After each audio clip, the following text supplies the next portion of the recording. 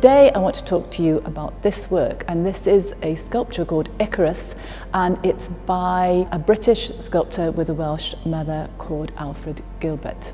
So this sculpture tells the tragic story of Icarus from Greek mythology. King Minos had imprisoned Icarus and his father on a Greek island to keep the secret of the labyrinth. His father built wings from feathers and wax for them both so that they could escape.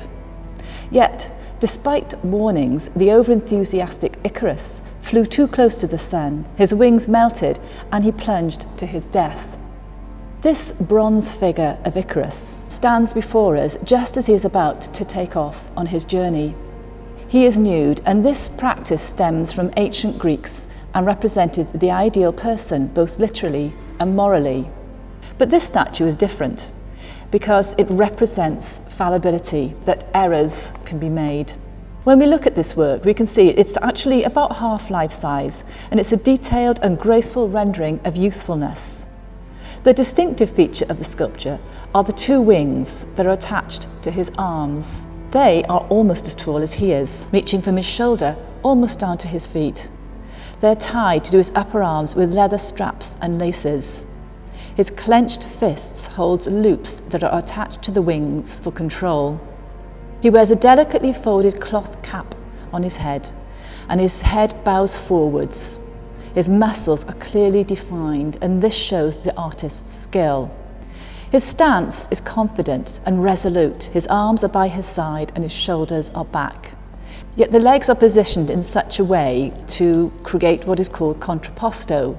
And this is a technique that gives the body a gentle twist, and it stops the statue appearing too blocky or stationary. And this creates rhythm and a sense of movement.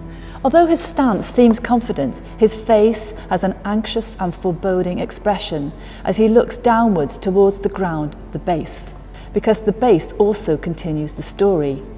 Compared to Icarus's size, it's very large, and this reminds us of his fate. As if that was not enough, a snake strangles a bird by Icarus's feet, and this is a symbol of the earth overpowering the air. This work is important. It's important to British sculpture history, and it's also important to the museum. It was acclaimed when it was exhibited at the Royal Academy for its sensitive emotional quality and its realistic appearance. This work was given to the museum by the Welsh sculptor and friend of Gilbert, William Goscombe John.